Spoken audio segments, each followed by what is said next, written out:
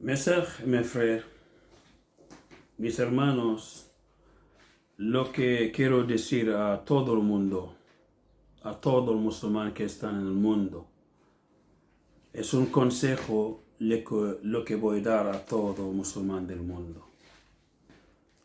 Yo quiero que me escucháis. No podemos celebrar la Navidad, es prohibido en nuestra religión. No podemos celebrarlo porque es prohibido. Nuestro profeta Muhammad sallallahu alayhi wa sallam nunca lo ha hecho. ¿Y cómo nosotros le podemos celebrar? ¿Y queremos decir que Allah tiene un hijo? ¿Cómo vamos a decir que Allah tiene un hijo? Y nosotros hemos estudiado en el Corán, Qul huwa Allahu ahad, Allah il est unique. Allahu samad. Si tenemos problema, lo vamos a pedir a él. Lam yalid, no tiene hijo, walam yulad, no tiene madre. ¿Cómo vamos a decir cosas que no le sabemos?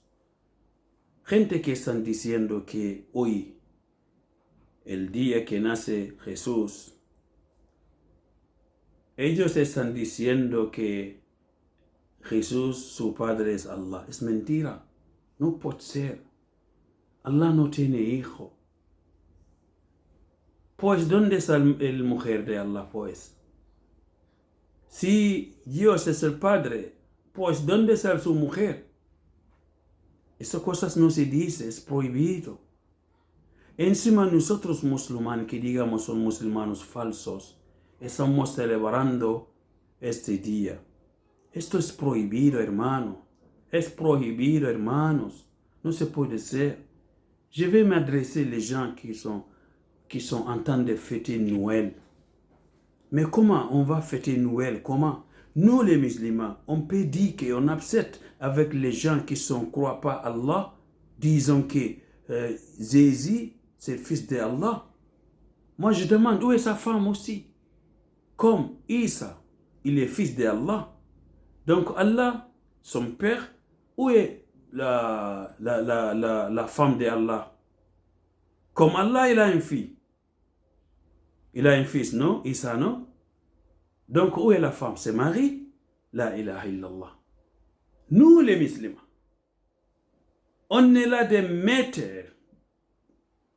quelque chose qu'on ne connaît même pas pourquoi on met dedans. Nous, les croyants, nous tous, on croit que Allah, il n'a pas de fils. Allah, il n'a pas de fils. Il n'a pas de mère, il n'a pas de père, il n'a pas d'enfants. Il est unique, subhanahu wa ta'ala. Yen sama mbokk jullit yi lay waxal ñi nga xamante ne dañuy dem célébrer dañuy dem fête 24 décembre ba 25 décembre képp ku génne di dem ci fête ci place indépendance ak fu munta def wala nga jënd sa cadeau indi ko sa kër yow ak say doom loolu boo ko defee xamal ni yow wax nga ni yàlla mooy baayu Isa yow ak ñi ko wax benn ngeen dara wutewu leen ndax yow soo ko waxul si sa làmmiñ yaa ngi koy waxee si say jëf dem jënd sa gâteau Noël indi ko sa kër feete ko ak yéeféer ñi nga xamante ne dañoo weddi suñu borom subhanahu wa ta'ala.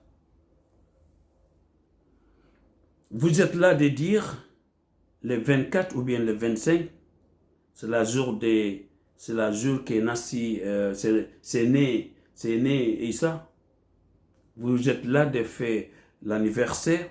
C'est pour cela que mes sœurs et mes frères, anniversaire, c'est haram dans notre religion islam. Mais comme nous, on est faux musulmans, c'est pour cela qu'on n'est pas ici ni là-bas, on est là de nous mélanger. Côté musulman, côté christianisme. Nous, on est là, de deux côtés. Si le christianisme nous appelle, encore. Si les musulmans appellent, encore. Nous, on est comme ça. Mélangé. Diakassé mélangé. Nous, on est là. C'est faux musulman.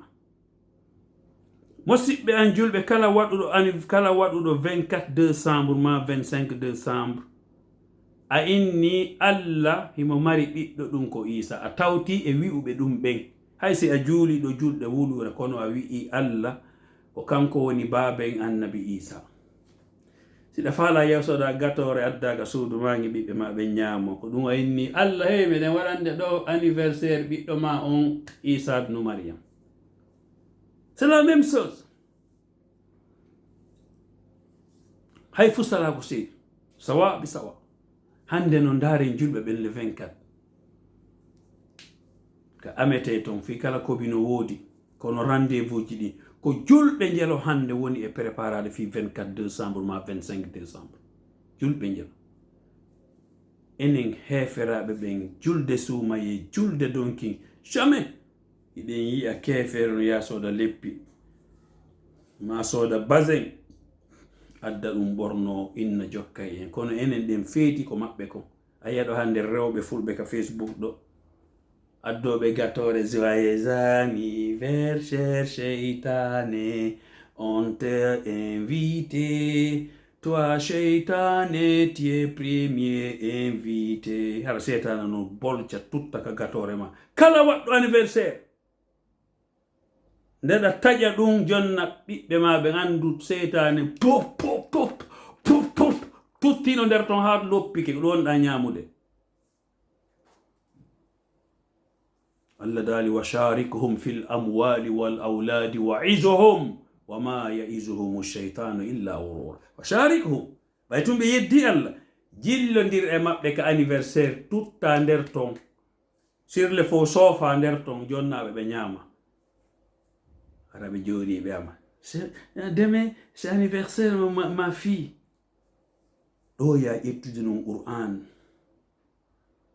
salligoɗa juula darre ɗiɗi fonta juuɗe maɗen Allah okkilam o ɓiɗɗo o wuuri ha nde hitande nde o heɓano timmi Allah mi yettima Allah nawninallan o Allah jokkinanallan o Allah bugaki ñaw e o Allah himo selli fof makko no timmi mi yettima ya Allah ko ɗum ɗo fotnoɗen wadde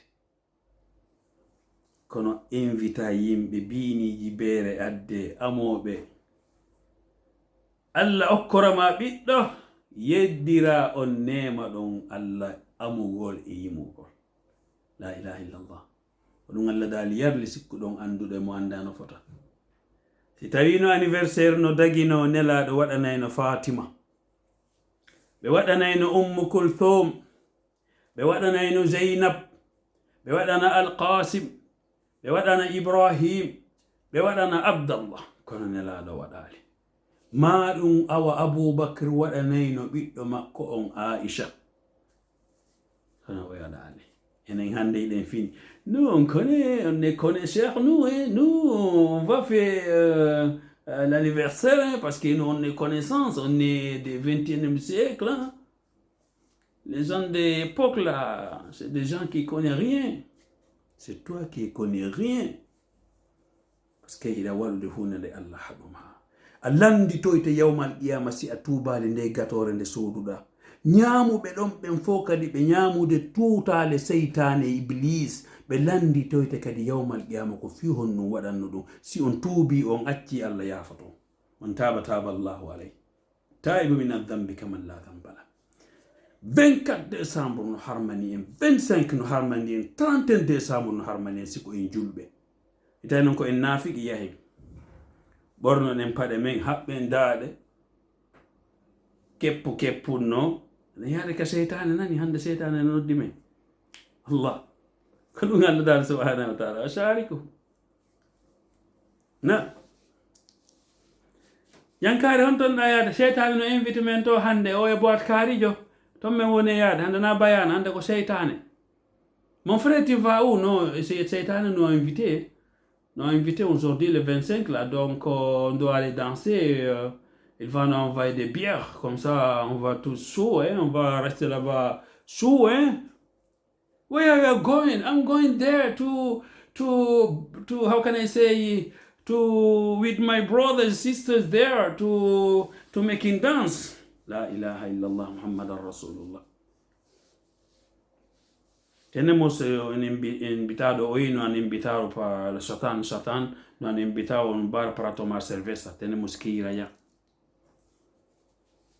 Tay seytaane moo ñu invité kan moo leen invité tey seytaan sama noon moo ma invité nee na daal nañ ñëw daf ñu tegal musique tegal na ci beer tamit ñu mandi ba ne tat ba kenn du xamante lu muy def waaw weddi ci yàlla boole ci nag 24 25 dafa araam jullit du def 24 décembre ni 31 décembre waaye nag bu dee ay naafiq lañu danañu dem fecc ji di def lu bon di naan bière di njaaloo di def lu ñu neex yaakaar ne sunu borom gisuñu yàlla dafa ne wa umli lahum bàyyi leen ci li leen neex inna kaydi matin sama pexe bu dëgër la bis bu ma leen jàppe danañu xam ne li yëpp dëgg la kon nag mbokk yi nañu arrêté di def 24 décembre dafa aram kono yo bandiraɓe am wonɓe Europe mbiɗa andi noon on nana e salo ɗon saboton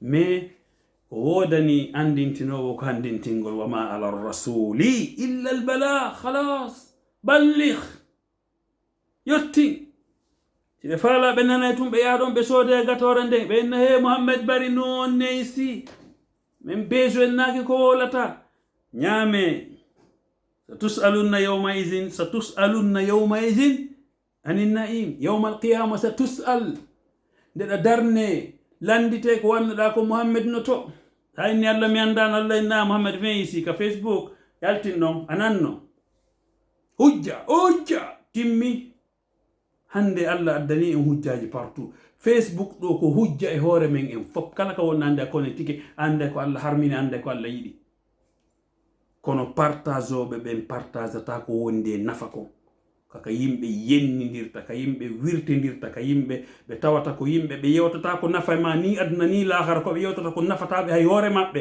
ko ɗin ƴettete partage waɗe aimé waɗe commentaire goɗɗo yinnilan e commentaire o ko fi honno mi yeyanta conci arabuɓe ɓen haɗi mi yeeya conci fulɓe ɓen culture fulɓe ɓen mi inni mi ala ko addanalam yaw addanalam regardez les gens comme on pense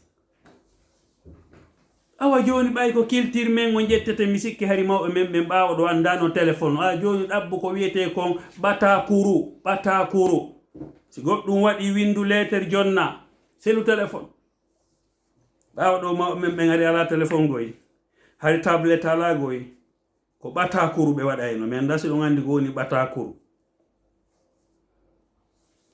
yimɓe ɓe ngal gertuɗa wage en ta woɓɓe hay añante hay ko wonɗa exposé ɗo yeeya ko haralle ɓe sodata la hawla wala quwwata illa billah toriki Allah subhanahu wa ta'ala yalla yaafo e bakkatuji men ni musidɓe julɓe miɗo daroro ɗo anniversaire waɗugol fin d'année Noël fo no harmi si a waɗi ɗum a tuubali ko a landi tawiteɗo yawmal qiyama sa inni a waccu mi waɗa nden mi tuuba no gasa waɗa maya ɗon hara noon ay wi ko inte kon suul khatima